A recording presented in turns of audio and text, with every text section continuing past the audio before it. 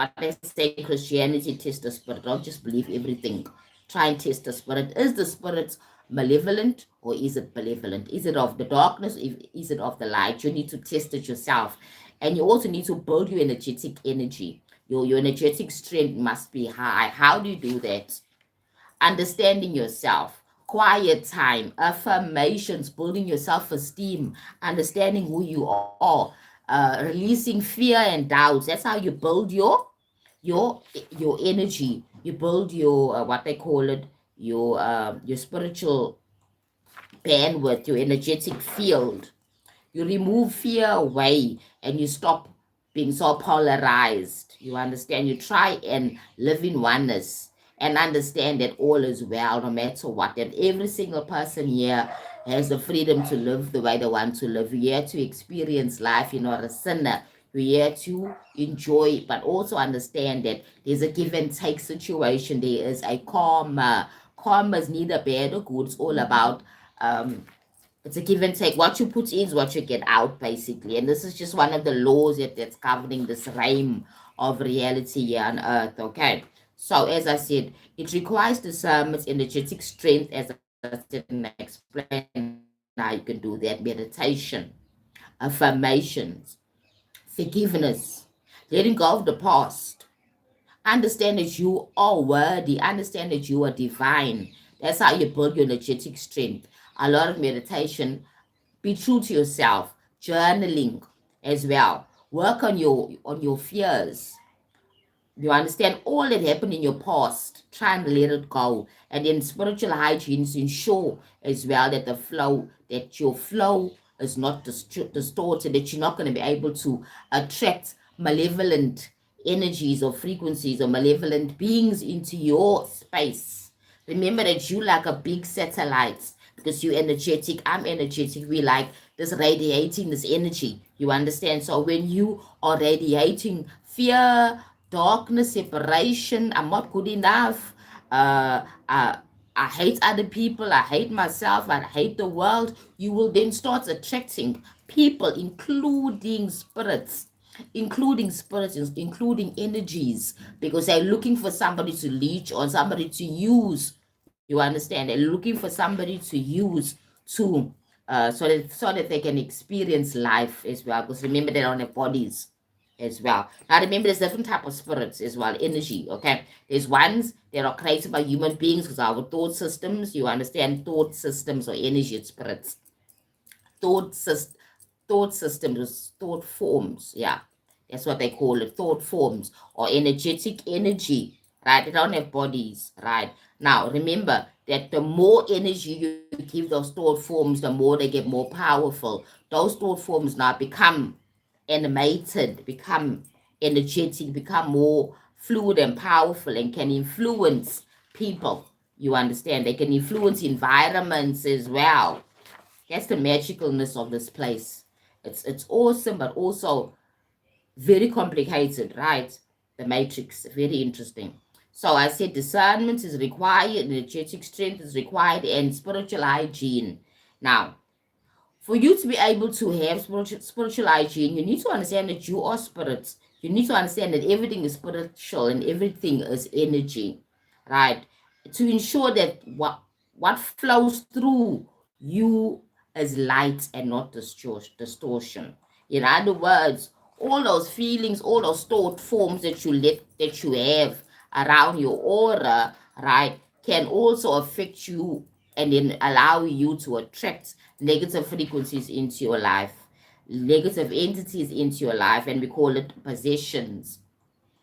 We call that person's being possessed, yet the person actually possessed himself by being fearful, by being hateful, by not forgiving other people, by going to places that are low frequency, by associating with low frequency people. You understand?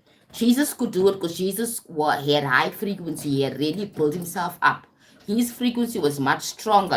He could able to heal sicknesses, right? And in other words, he had power over the darkness. Now you are ordinary person that has not worked on yourself. How are you able to to operate like Jesus if you never build yourself up the way Jesus built up. You know, the greatest crime of the Christian Bible, the New Testament, is not showing us how Jesus became so awoke and evolved. You understand how he gained his high frequency. They don't show us that. They only tell us Jesus because they were not looking at people. They're not looking for people to become empowered, looking for people to have a leader to believe in something outside of them. Because what Jesus, Yeshua did in the first century, every single person can do it now. And it's all about intention, choosing the light and working on yourself, removing all the negativity, fear, and all the negative things from your aura and from your astral body. And how does it work? Basic things. What you're saying, what you're thinking, where you're going, what you're associating with, what you're eating, with your eyes and with your mouth, and who you are laying with sexually. All those things come into play when it comes to frequency and how you need to understand about spiritual hygiene. Spiritual hygiene is an interesting concept, right? Let's talk more about spiritual hygiene. Why it's so vital? Why is spiritual hygiene so vital for human beings with souls? You understand? Just as you clean your physical bodies and your clothes, we must also cleanse our energetic field. Remember, I spoke about your aura. Excuse me. Your aura is your energetic field. We spoke about that. Let me have a sip of water.